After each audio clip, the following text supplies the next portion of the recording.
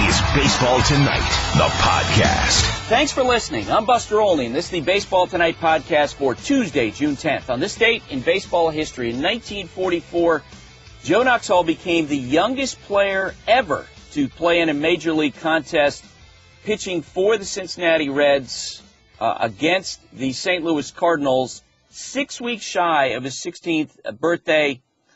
He retired the first batter he faced, but he was unable to get out of the inning, yielding 5 walks, 2 hits, 1 wild pitch, and 5 runs. And my goodness, who can blame him? Pitching in the big leagues at age 15.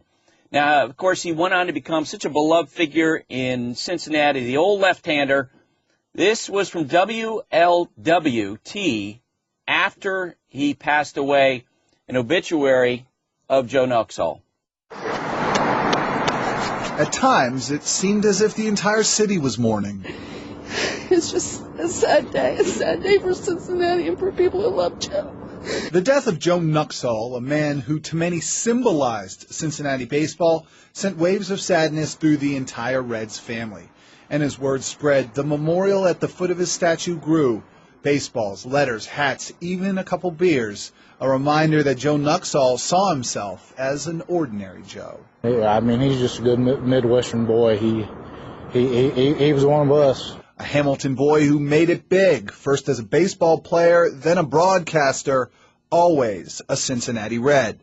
Listen to Joe call Johnny Bench's home run the night Bench was honored by the team. Swung on and hit well to left field. Get out of here, baseball! He's gone! Oh, my God! Can you believe it?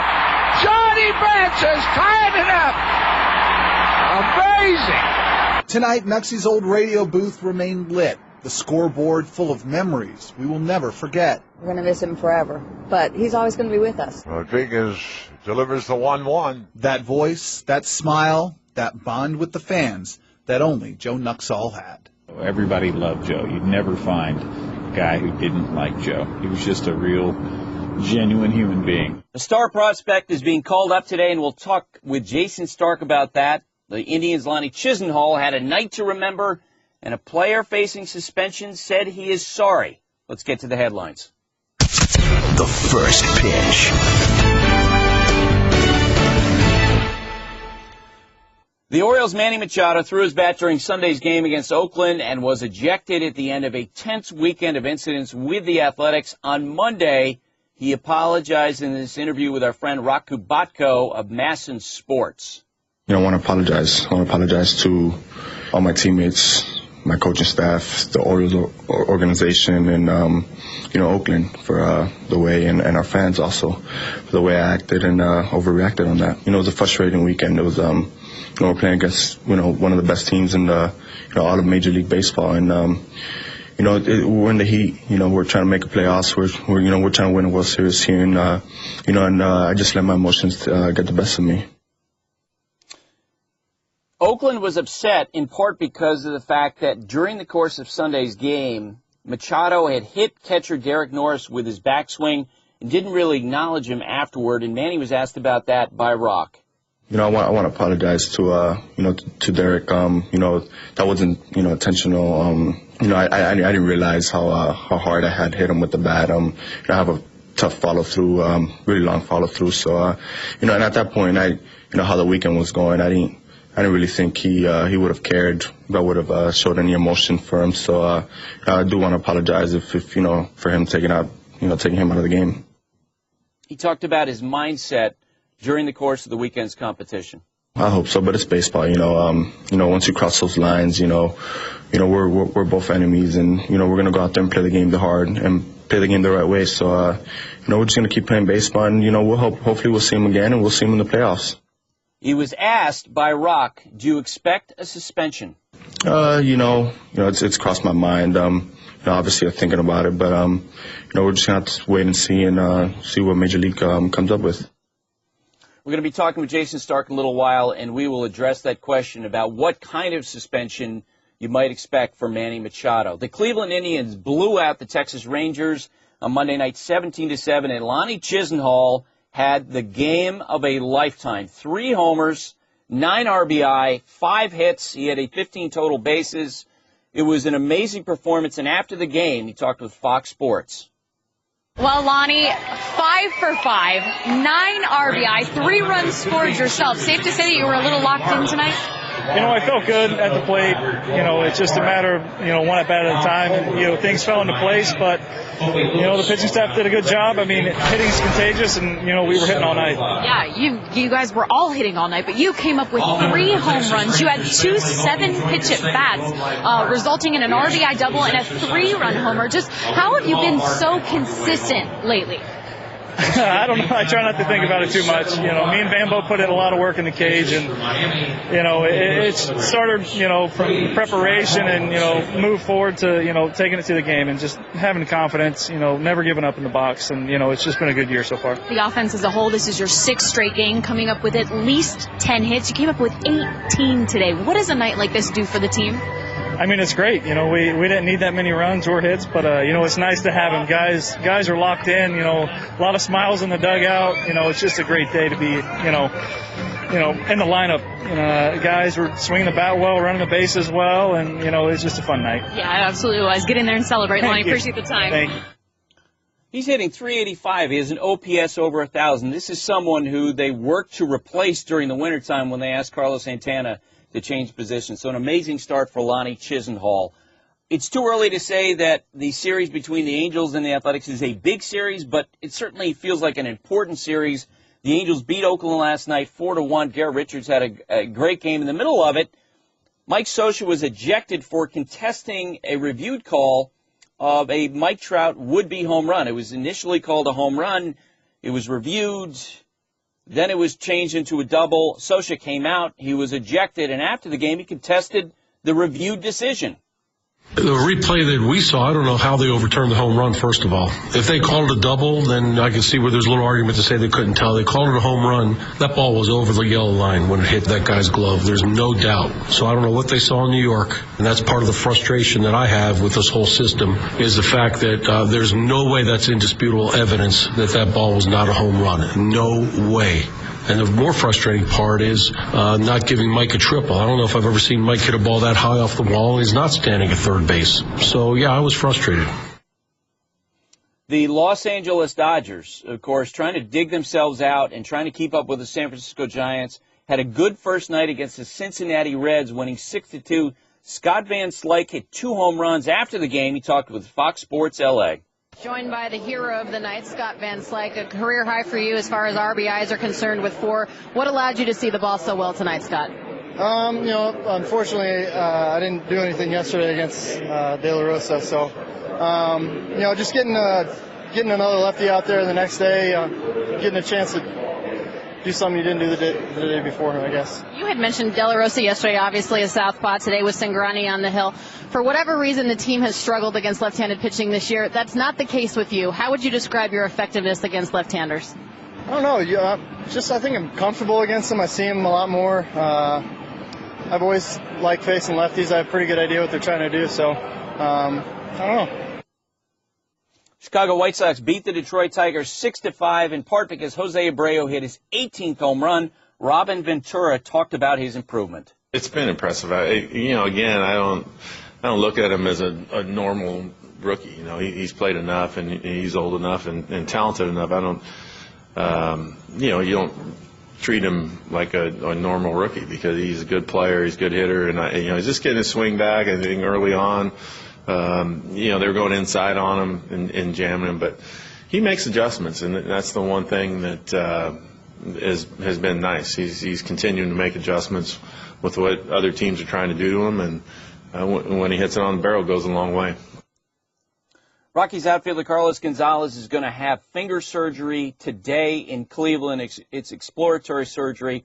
He's on the disabled list. The Rockies also placed outfielder Michael Kadire on the disabled list with a fractured shoulder socket.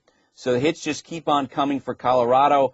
Dodgers outfielder Yasiel Puig is expected back in the lineup tonight after having hip problems over the course of the weekend. Tigers first baseman Miguel Cabrera, who was pulled out of Sunday's game with a tight hamstring, was back in the lineup on Monday. And the big day has finally arrived. The Pittsburgh Pirates have called up superstar prospect Gregory Polanco. The team announced it, and so did he on Twitter from his handle of @L_coffee.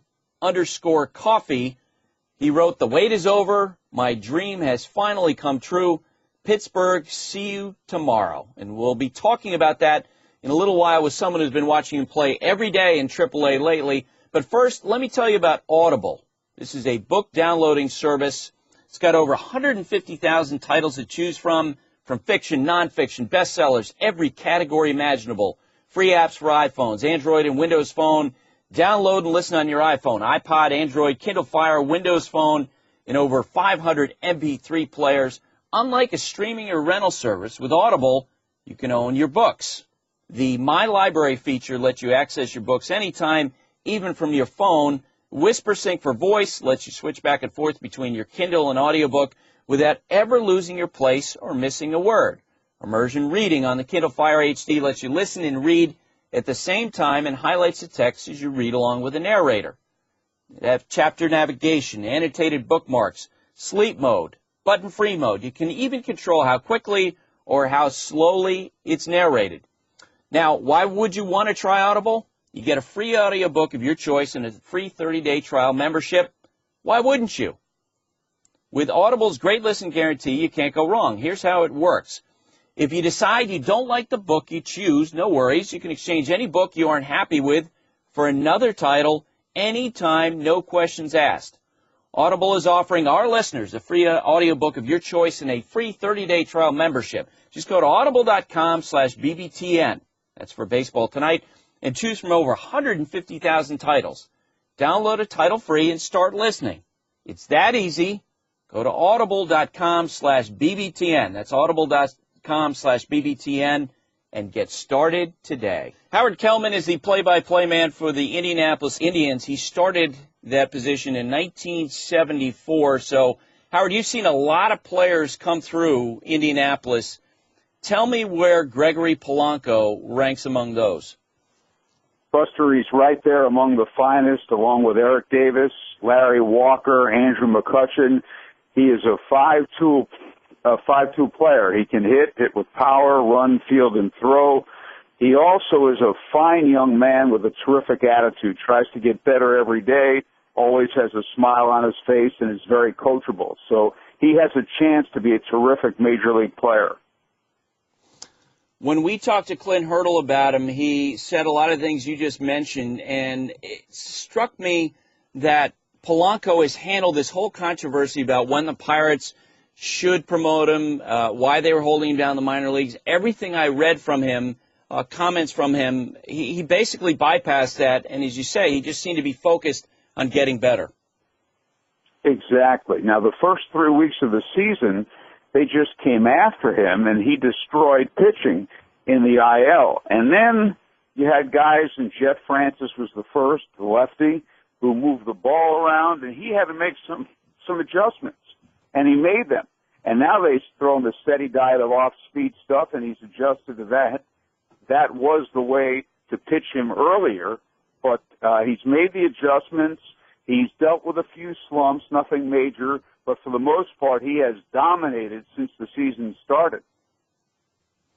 What do you think his biggest challenge is going to be as he starts out in the major leagues? Well, he's gotten so much attention here that pitchers will go after him and really work on him. And that doesn't happen often with a rookie. They just say, all right, let's just throw this guy a fastball, see if we can knock the bat out of his hands. So he has to be ready to face all kinds of good pitching. His base running has improved. His outfield play is good.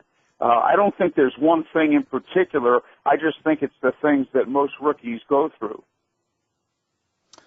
I've heard comparisons to Darryl Strawberry. When I first saw him, I thought, you know what? He's so big. Not only is he tall, but he's so big that it maybe reminded me of what Dave Parker might have looked like at age 21, 22. Who does he remind you of? I would say Strawberry more than Parker because of build.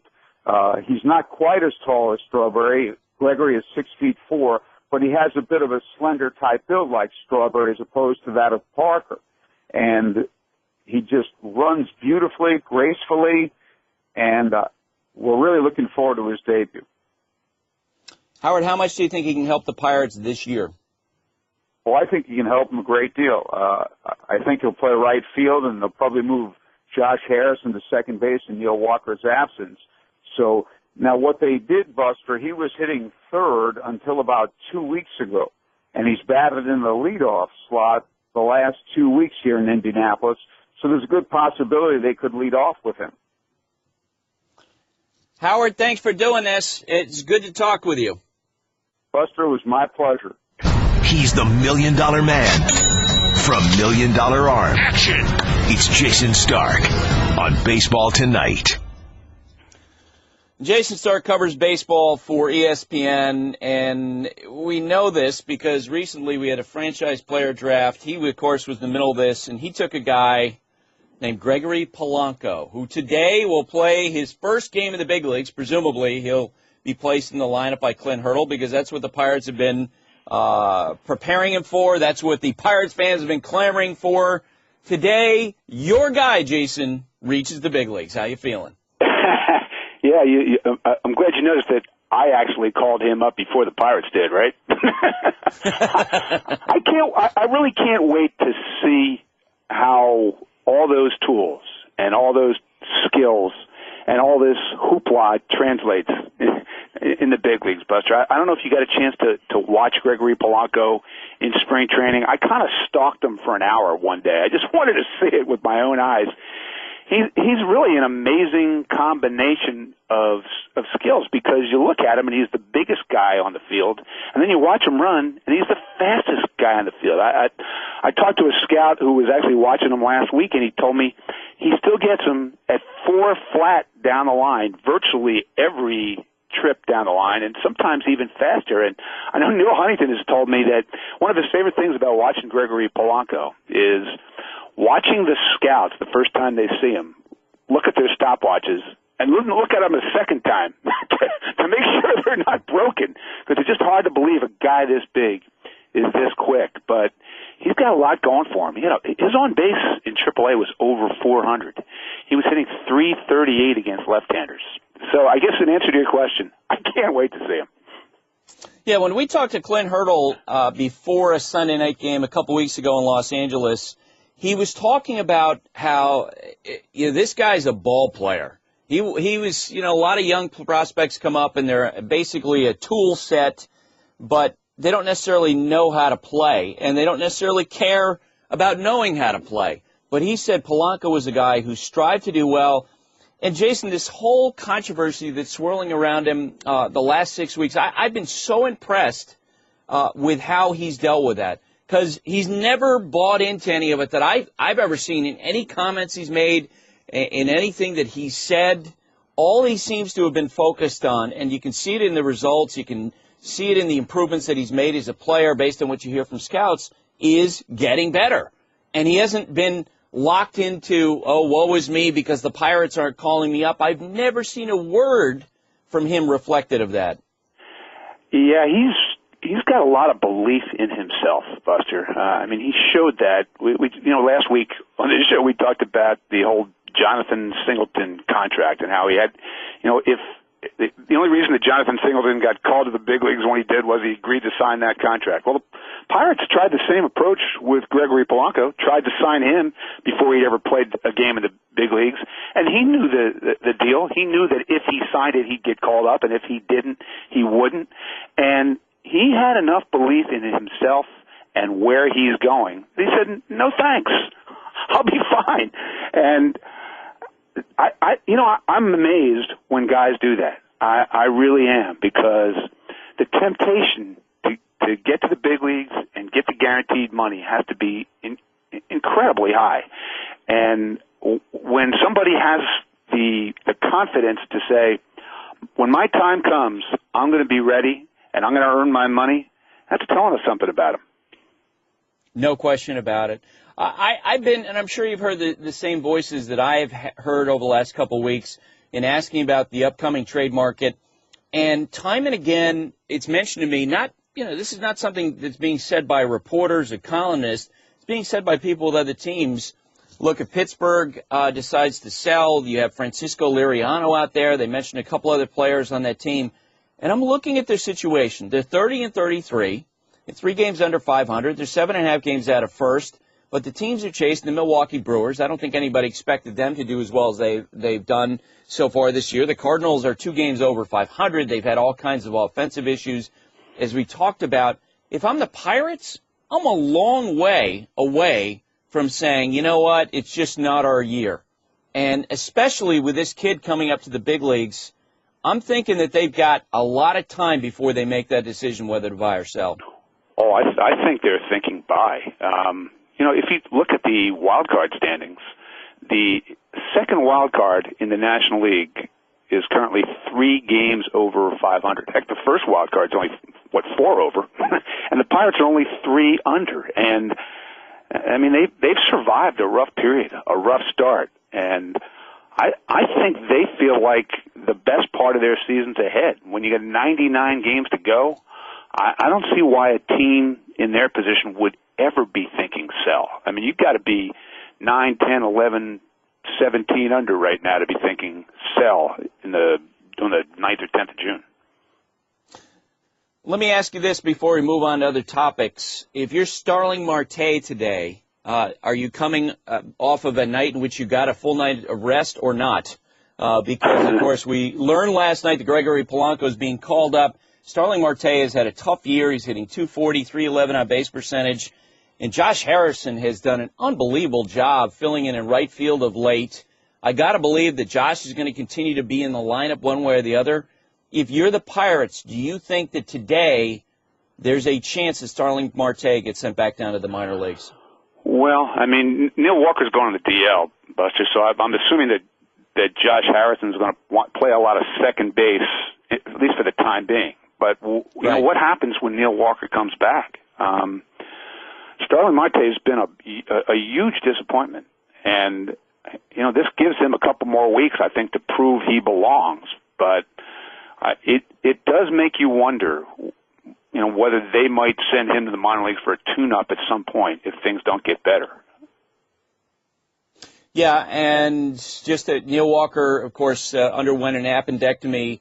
He's going to go on the disabled list. It will be interesting. A couple of columnists in Pittsburgh have written about this situation with Marte. I encourage you to go to those websites to see about the speculation that maybe he's going to be sent down. Now, last night, Lonnie Chisenhall had the type of day that, Jimmy Fox can dream of, Fred Lynn can dream of. 3 homers, 9 RBI in a single game. And I reached out to some people with the Indians the last few days and I said, what's going on with Lonnie Chisenhall? And what I got back was, and clearly he was a guy who was starting to lose his place in the Indians' plans because during the wintertime, they told Carlos Santana, hey, go prepare to play third base and see if that will work for you. Lonnie Chisenhall showed up in spring training lighter than he had been, more flexible than he had been. From what I've heard, he worried less about, what was being said about him. He just went out and just played, and, man, is he playing well and really giving the Indians a real sense of hope as they drive back toward the top of the American League Central. Yeah, well, first off, last night's one of the great offensive nights in the history of a franchise that's been around for more than a century. I know the big debate in Cleveland today, is this the greatest single game by any hitter in the history of the Indians? I don't know where it ranks with Rocky Colavito's 4-homer game, but 5 for 5, 3 homers, 9 RBIs. Since RBIs became an official stat, nobody had ever done that. Nobody had ever had a 3-homer, 5-hit, 9 RBI game without making at least 1 out. It's amazing. And it's fascinating to really look inside Lonnie Chisenhall's year because, what you find is a guy who's just making a lot more hard contact. He still doesn't walk a lot. He chases a lot. He's not as disciplined a hitter as, you know that they're stressing that he has to be. But what a pretty swing. And 25 years old. And it's just a reminder that, we want to write guys off so fast now who get to the big leagues young. He got to the big leagues at 22 years old. And he's 25 now, right? That's an age when a lot of guys see that light bulb come on, and a guy with his skills and his swing, it's fun to watch. This note from the Elias Sports Bureau came out last night. The youngest players in baseball history with 3 homers, 5 hits, and 15 total bases. The first youngest, Fred Lynn, in 1975, 23 years old, 135 days. I can remember that night. I was 11 years old, and what a big deal it was. In 2004, Albert Pujols, 24 years old, 186 days. 1932, Jimmy Fox, 24 years old, 262 days. And now the 4th youngest player to put up that kind of stat line, Lonnie Chisenhall, 25 years, 247 days. And I mentioned about the Indians, Jason. Man, are they driving it? As you sent me in a note this morning, on May 18th, they were 10.5 games behind the Tigers. They're now 2 games back. I saw the Tigers over the weekend. They have a huge problem at the back end of their bullpen that they're trying to figure out. What are you seeing in this race? Buster, I'm not convinced that the Tigers are going to win that division. Since that airplane snafu in Boston, they're 6-15 with a -47 run differential. They've given up the most runs in baseball over those 21 games. 128 runs they've allowed in 21 games.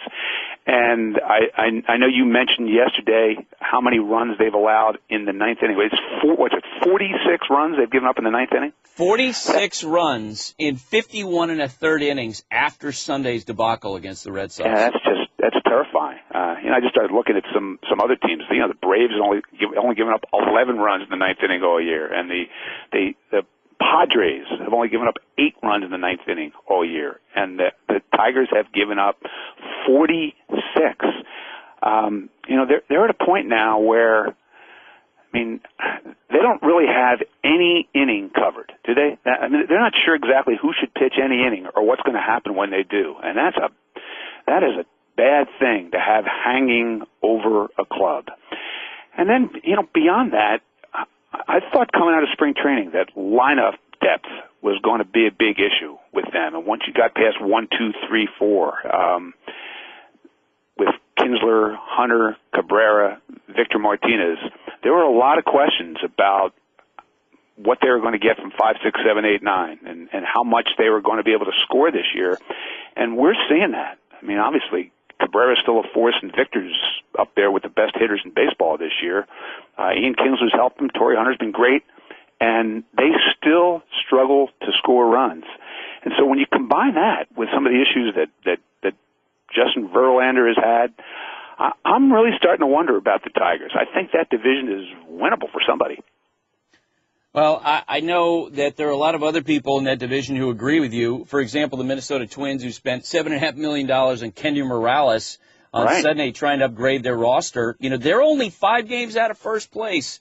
We're expecting to talk to Rob Anthony, the Twins general manager, in a little while, Jason. But I thought that signing was a direct result of how the Tigers have hemorrhaged in the standings over the last few weeks. I don't think there's any doubt about that. A team like the Twins doesn't make a signing like that unless it really believes it's a bat away from October. No doubt about it. On Monday, we got the latest chapter of the Manny Machado saga. He came out with an apology through the team's broadcast partner, Masson Sports. Last night, in reaction to that, Chris Singleton, our friend at ESPN, had these thoughts about Manny Machado's situation.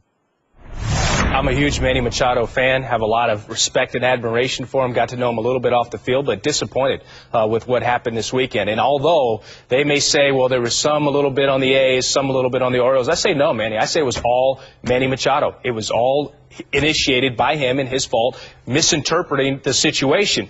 Good that he apologized. And one thing, let me say this, because we talk about he didn't ask if Norris was okay on the backswing.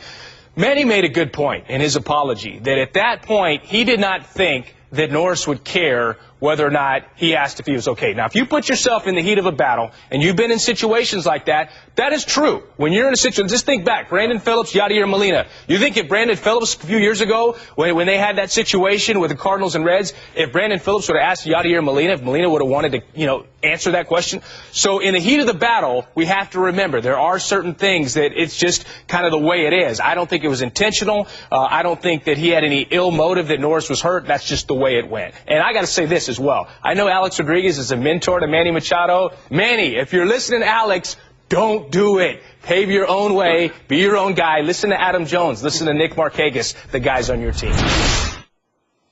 A few points on this, Jason. I know for a fact that other players in that team went to Manny and basically told him flat out they thought that how he handled things over the weekend was wrong. 2, about the backswings on the catcher. I disagree with Chris on that. I think that's a simple human instinct, and it's very basic that you have empathy for somebody that you may have hurt. I saw it over the weekend in Detroit. David Ortiz whacked Alex Avila with a backswing in Friday's game. The next day I'm sitting in the dugout with Alex Avila talking with him, and David Ortiz saw him from the batting cage. He yells over, "How you doing today?" Checks on him. Avila was jokingly saying to David, "Hey, did you sign that baseball for me?" Ortiz ran and got a baseball, signed it, flipped it into the dugout. He was checking on him. That's a natural human instinct. The third thing is today, after talking with people within the game, I think Major League Baseball is going to throw the book at Manny Machado, although there's not a lot of precedent for bat-throwing incidents. You had Bert Campaneris in the 72 playoffs. You had Delman Young flipping the bat at the umpire in the minor league game. He got 50 games. That doesn't really apply here. You had Trot Nixon in 2002 getting 4 games, throwing a bat at the Tampa Bay pitcher. I think in the last 5 or 6 years, baseball has ramped up penalties, and I think this situation, Jason, among all of them, scares them to death. The idea that a player would at all feel comfortable, at all have the thought of using the bat in an aggressive fashion, that scares them far more than a pitcher throwing a baseball at a hitter, because their feeling is, you know what, if you had one of those, that could reflect so badly on the sport. And that's why whenever this penalty comes down, I think it's going to be pretty severe. What do you think? Oh, Buster, I totally agree. I agree with everything you said. Hate when that happens. But I think that Manny Machado crossed a line that players just can't cross. What he did is not acceptable on any level. And so, I mean, whatever suspension they're going to hand out to ABOD for throwing at Manny Machado, Manny probably needs to get double that, because they have to send a message on this, and that message is we're not going to tolerate guys throwing bats. Even Manny now has all but admitted with that apology that it didn't slip. It was on purpose, and everybody knew that. The fact that he let that bat fly after the pitch was already past him told you all you needed to know. And so I agree with you. This is going to be a heavy suspension and needs to be.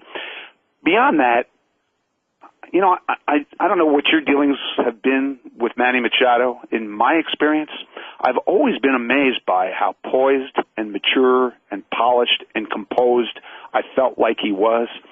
And to see this was really upsetting. I mean, it is a reminder about how young he is, but no matter what caused this, no matter what frustration he was feeling over anything, his injury, the way his season was going, the way the game was going, the way that series was going, the way the season was going, I don't really care what it is. This was an unacceptable loss of control over a period of 3 days and on many levels. And then I'm not real happy with how the apology was handled either. No, I totally agree with you. Yeah. I don't know, was this a business decision by the Orioles or by Masson to just let him speak to the team-owned network before the game? I know he eventually spoke to everybody after the game for a few minutes, but, in my experience, when you've got something like this raging, you need to get out front of that story. You need to take control of the story, and when you handle it the way he's handled it and the way they've handled it over the last couple of days, all that does is keep the flame burning, keep that story raging. And I don't think that Manny Machado is done with damage control on this one. He's been one of the great stories and one of the shining lights of the game. And this has tarnished him, and he's got a lot of work to do.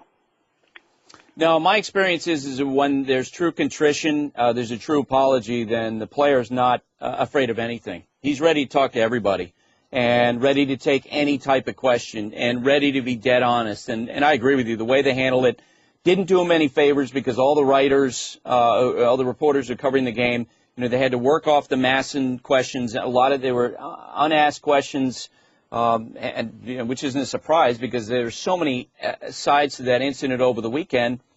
And I don't think that was handled well. I found it interesting. I give Chris credit, Singleton credit, for asking the questions being asked all around baseball, which is, okay, how much influence does Alex Rodriguez have on Manny Machado? And is this a bigger issue? I know that question's been asked inside the Baltimore organization. So that's something that we'll have to monitor going forward. Again, whether it's today, whether it's tomorrow, I wouldn't at all be surprised to see him get suspension close to 10 games. Maybe not quite there. Maybe it will be there. As I say, I think your point's dead on that baseball is going to be trying to send a message with this. The Houston Astros, Jason, have now won 12 out of 16 games. We wake up today, they have more victories than the Boston Red Sox, the defending champions, or the Tampa Bay Rays. And last night, their manager, Bo Porter, did something that I know got your attention. Well, I love this sort of thing, Buster, as you do know. Bo Porter, in the 8th inning of that game last night, you know, he had Tony Sipp, basically his healthiest left-handed reliever in the game, right? He strikes out Gerardo Parra for the first out in the inning.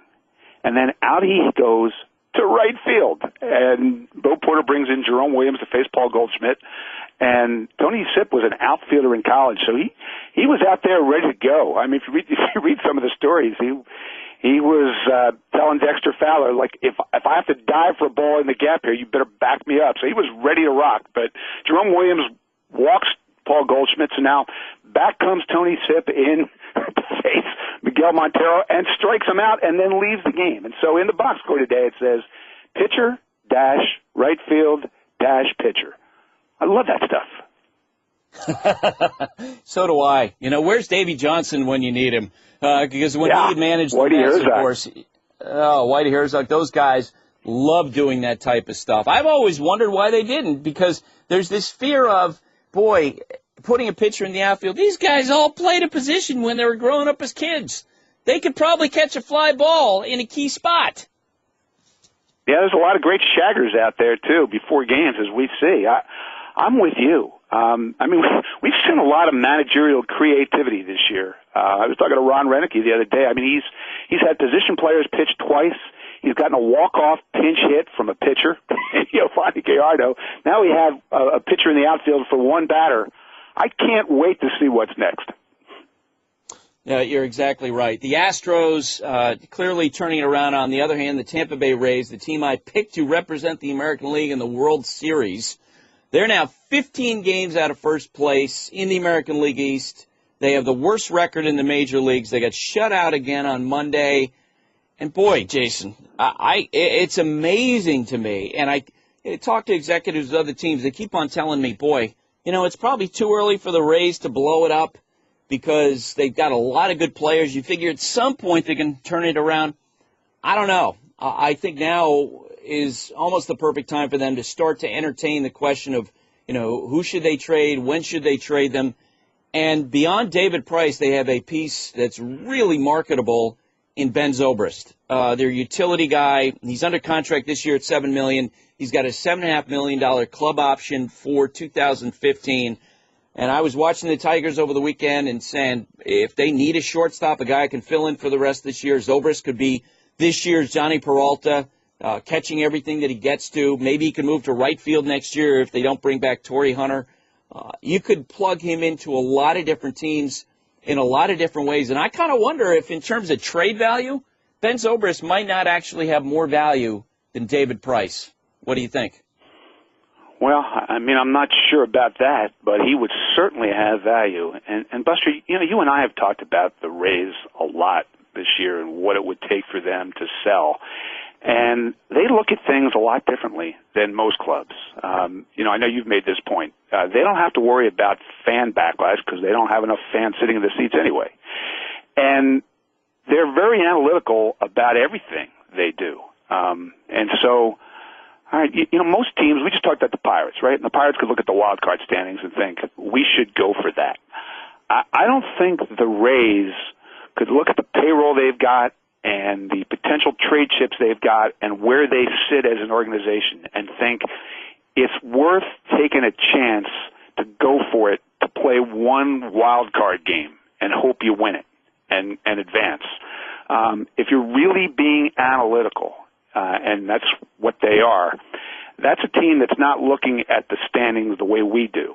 They're not looking at the games behind or the games that are 500. They're looking at that column that says playoff percentage, playoff odds, and they've got to say to themselves, if you look at those odds, which are what, like 3% now that they make the playoffs? No, 0.1% according to ESPN.com standings today. Okay, well, they've plummeted since the last time I looked a few days ago. So 0.1%, they're selling, man. They are selling, and it's just a question of who they sell. That's the way I look at it. I think the story of their season has already been written. 17 games under 500 on June 10th. They're going to sell, and they're going to be the most fascinating team in baseball between now and the deadline. Yeah, there are 11 games out in the wild card. We haven't even talked about Evan Longoria and how much of a mystery that he is around baseball. You had a great note on that on the nerd version of Baseball Tonight last Thursday. And I'm sure you'll have more great notes this week on the nerd version. And, Jason, thanks for doing this. Buster, enjoyed it, man. Thanks. Rob Antony is the assistant general manager of the Minnesota Twins, who begin today just 5 games out in the American League Central, a division that's completely bunched together. And, Rob, we were talking the last couple of days about your decision to pursue Kendry Morales and your eventual signing of him, that, this almost seemed like a situation where you guys looked at the opportunity that's in front of you right now, looked at the opportunity of signing a pretty good hitter, and made an aggressive move in season. Yeah, I think you're absolutely right. No one's running away with the division, and we went into this season, we made some moves in the off-season, signing Nolasco and Hughes and Suzuki, and we tried to become a more competitive team this season, and I think we just saw this as an opportunity. We could use another bat in the middle of that lineup to try and produce more runs, and he's a proven major league professional hitter, and the opportunity was there, and we're trying to win. We're trying to make the most of 2014, and the division's a little bit up for grabs right now. No one's running away with it, and so we seize the opportunity. Do you remember when this idea first came up within your organization? We discussed it over the course of the winter, but at that time we had signed Jason Kubel, and we believed that he could provide some offense for us from the left side, and we thought Willingham might take some right-handed ABs, so we weren't sure we wanted to lock into a full-time designated hitter. But combined with the way the division was going and Kubel's struggles, we decided that we were fine with getting Kendrys, who will be primarily a designated hitter for us. But I think that, we talked about it over the off season, and then again it was readdressed about a week ago, and thing came together pretty quickly. Yeah, I was going to ask you about specifically how that happened when you jumped back into it and made known to his agent, Scott Boras, that you guys were interested in doing something after the draft. I believe it was last Wednesday we started talking, and we exchanged some ideas, and the first thing we wanted to know is if Kendrys was interested in coming to Minnesota, and when we were assured he would have interest, we didn't want to waste our time or their time on something that wasn't of interest to the players, so we began negotiating with Scott, and the thing started to come together on Friday, and then we were able to agree on a deal on Saturday.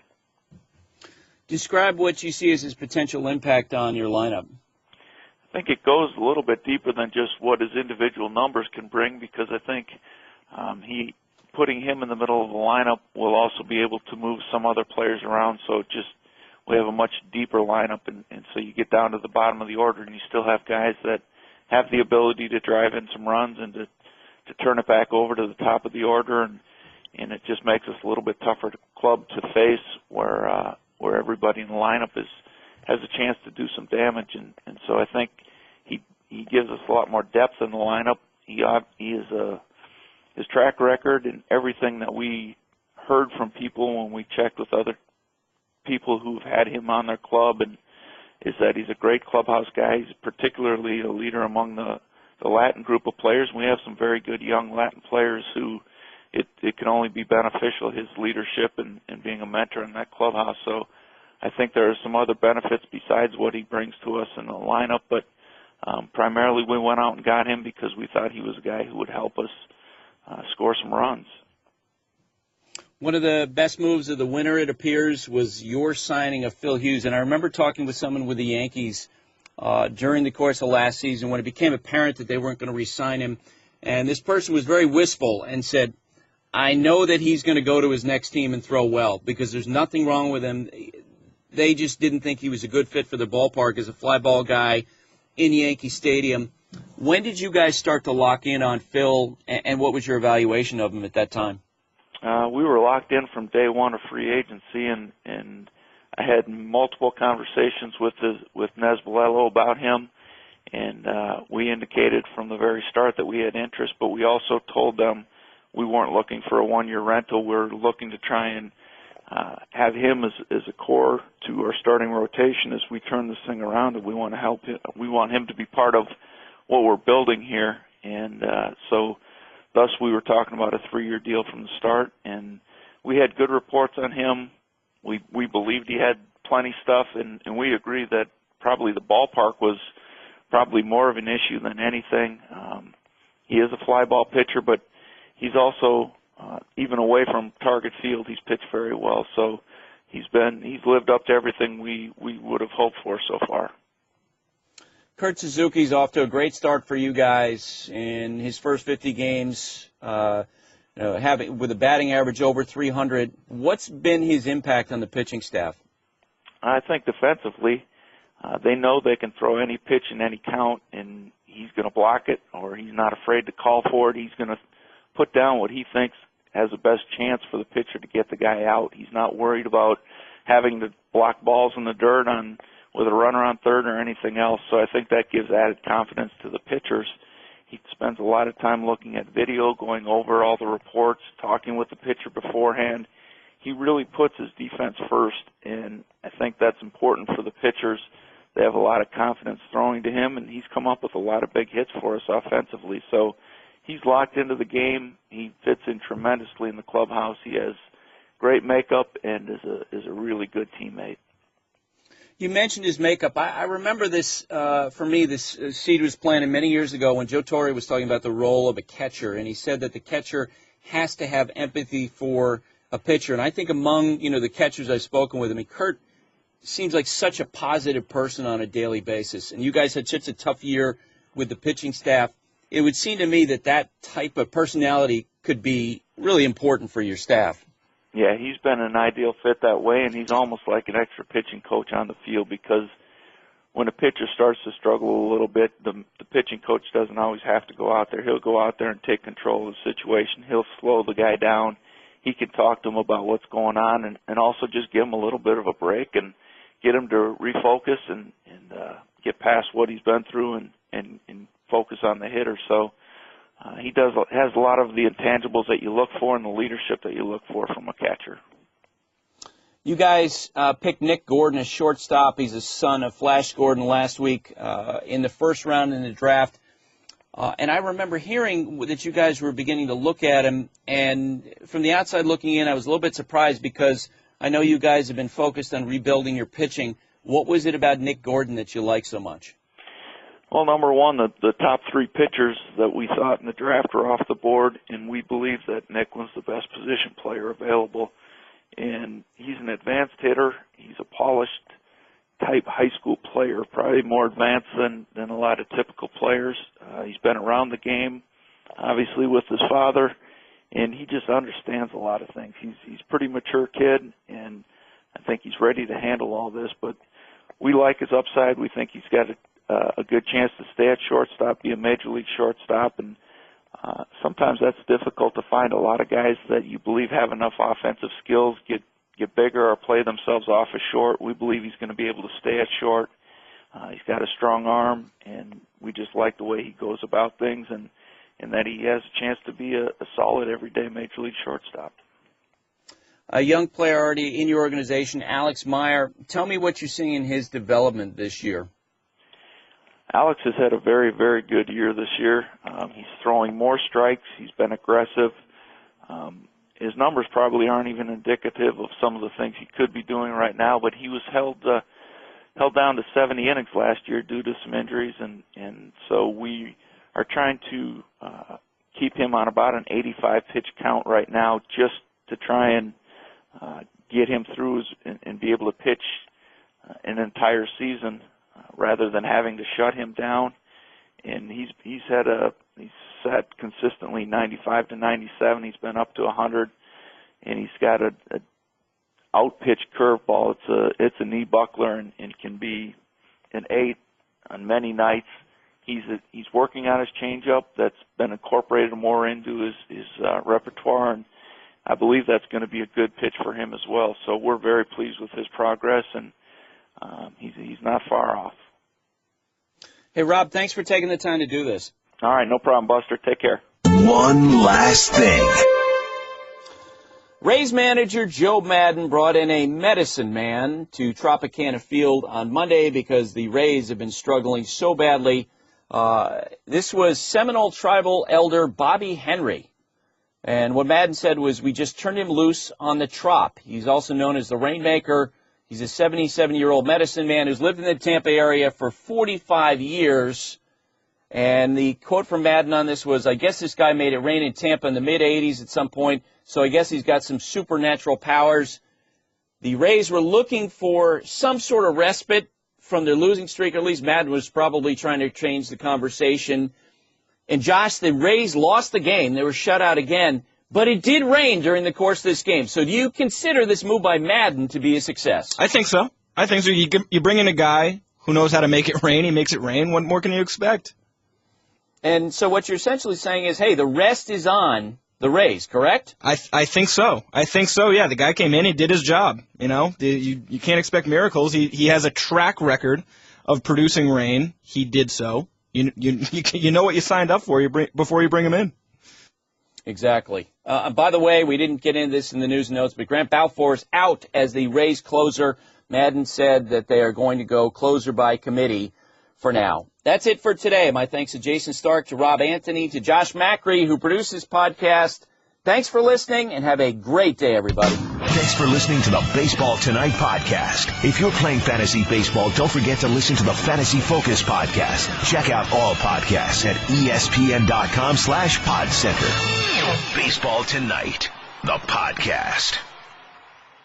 The next big thing, the next new kid, the next overnight sensation, the next rookie, one to watch, the next Hall of Famer, the next Intimidator, the next six-time, the next king. Next. Who's next? Let's find out. Names are made here. The NASCAR Nationwide Series at Michigan, Saturday at 1:30 Eastern on ESPN.